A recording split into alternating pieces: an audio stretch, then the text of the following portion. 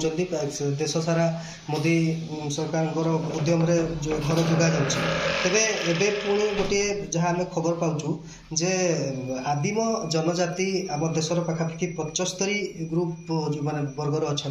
ओडिशा ता भर 13टी वर्ग अच्छा से पक्का घर जोगे दिया तार सार क्राइटेरिया कौन रही उद्यम केंद्र सरकार कहीं नेले देखो यहाँ बहुत गुरुत्वपूर्ण विषय अच्छी आम जदि कह स्वाधीनतार 75 वर्ष पर भी जिते बड़े भारत वर्ष देखागला जे आदिम जनजाति विभिन्न माने बण जंगल भी रोचंती एवं गाँ गहली भी रोचंती तो आज भी यदि आम कहवा से हुए तो एवार भी बहुत है नहांती तांकर अनेक क्षेत्र में से पछुआ अच्छा एमती कि गाँव में रोड कम्युनिकेशन पहुँची पारिनी हेल्थ सेक्टर सेमती स्वास्थ्य सेवा आरंभ करी प्रधानमंत्री गोटे स्पेशली आदिम जनजाति मानकर सर्वांगीन किमती विकास हो आपण शिक्षा क्षेत्र में हो दक्षता क्षेत्र में हो स्वास्थ्य क्षेत्र में हो तांकर पाखरे स्वच्छ पीवा पानी हो घर हो बिजुली हो एमती 9टा विभाग स्वतंत्र भाव रे ताको ध्यान देकरी केमती से मुख्य स्रोत रे शामिल हेबे सेथि पई प्रधानमंत्री ये पदक्षेप नहीं एवं किछि दिन तले ट्राइबल अफेयर्स मिनिस्ट्री नॉर्ड जो विभाग जो काम करेंगे तांकु नेकरी गोटे वर्कशॉप मध्य होइथिला एवं तांकर गोटे ब्लू प्रिंट तैयारी हेछि केमती से जाइकी से काम सब करेंगे आउ से जो क्राइटेरिया कथा अपन कहले मु कही रखे प्रधानमंत्री स्पष्ट भाव में आगु मध्य कहते जे जो मानकर जमी जगह भी नहीं तांकु सरकार जगह देकरी बा जोठी बसवास करुवे से भी से प्रधानमंत्री आवास करें से किसी असुविधा नहीं तेणु अनेक जो कटकणा थिला से कटकणा को दूर करी केमती सरल उपाय तांकु घर भी दि जाई पारिबो बिजुली भी दि जाई पारिबो पानी भी दि जाइबो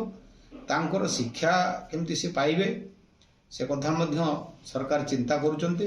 एवं जो कथा मु कहली किछि दिन तले जो वर्कशॉप होइथिला सेही दिनटु ही गुटे सारा भारत वर्षरु जो जो जगार आदिम जनजाति माने अछंती से राज्यरु से जो 9टा विभाग रो अधिकारी माने आसिकरी से वर्कशॉप रे जॉइन करथिले बा योगदान करथिले एवं सेही दिन ही तांकर गुटे ब्लूप्रिंट तैयार हेइथिला एवं काम आरंभ होइछि। आज्ञा सर मो घर योजना माने निज जमी को बंधा पकईकि लोन नहीं कि घर करेंगे किंतु आदिवासी मैंने तो बंधा पकई पारे सेटा गोटे जिनस विरोधी मैंने कहते हैं केंद्र सरकार ये योजना कर केवल आदिवासी भोट बैंक आगु जेहेतु 24 इलेक्शन अच्छी देखो से तो 23 वर्ष शासन काल भितर किसी करना सीधा सीधा कथा भारत सरकार व केंद्र सरकार योजना को से रूपांतरण करी माने रीनेम करी से चलई तेणु आज जितेबले यशस्वी प्रधानमंत्री नरेंद्र मोदी मात्र 14 वर्ष तांकर 9 वर्ष 2014 मसीह 9 वर्ष शासन काल भितर जितेबले सबु वर्गर लोकों विभिन्न प्रकार योजना माध्यम तांकु केमती मुख्य स्रोत सामिल करेंगे तांकु केमती योजना लाभ करने जिते चिंता करुँच से उपाय न पाइक से यही प्रकार कथा सब कहते तेणु सी निजे जाना दरकार जे जदि गोटे दुईटा मु एग्जांपल देवी आदिवासी मानकर जेतेबेले ऑल चिकी मान्यता पाइला एवं सारा भारत वर्ष रे जो जो सांताली लोक माने तांकर शिक्षार प्रचार प्रसार पाई करुथिला बेले उड़ीसा सरकार कौन कले आदिवासी मानकर शिक्षा विषय कौन से चिंता कले आज आदि आदि आदर्श ग्राम योजना रे प्राय आदिवासी गाँव में 20 लाख टंका लेखा आम देचु से डेवलपमेंट काम करने आज पर्यंत कौन कले से कले कि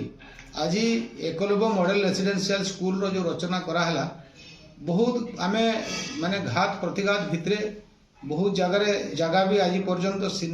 निरूपण हो पारना तो ये राज्य सरकार कौन पाई एमती कर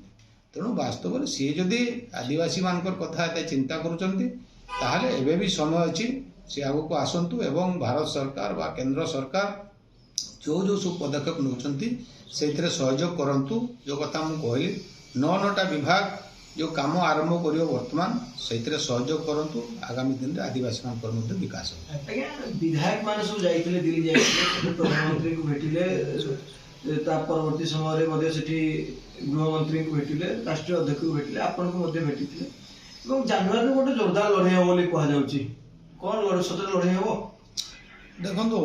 एठी लड़ाई रो किसी कथा नहीं। एठी सीधा सड़क भारतीय जनता पार्टी तार जो कार्यशैली अच्छी तार जो प्रोग्राम अच्छी तार जो एजेंडा अच्छी से एजेंडा नहीं कि से काम करुच्ची। हाँ जेहेतु निर्वाचन समय आसूची एटा को कहा जाई पारे लड़ाई बोलिकी किंतु सीधा सड़क कथा भारतीय जनता पार्टी 365 दिन तार विभिन्न प्रकार कार्यक्रम केतले ब्लॉक घेराव करिवो केतले अनशन करिवो केतले आउ कोन कोन करिवो एमती विभिन्न इश्यू को लेकर 23 वर्ष धरिक एठी विफल होइथिबा सरकार विरुद्ध रे विभिन्न प्रकार इश्यू को लेकर भारतीय जनता पार्टी से कार्यक्रम रखी आ रखुची मध्य। तेणु से कथा को आम लड़ाई तो कहवा निश्चित भाव में किंतु तापर मध्य 2024 रे उड़ीसावासी तार जवाब देवे आउ भारतीय जनता पार्टी एठी आशीर्वाद पाइबो एवं सरकार चर्चा हुई।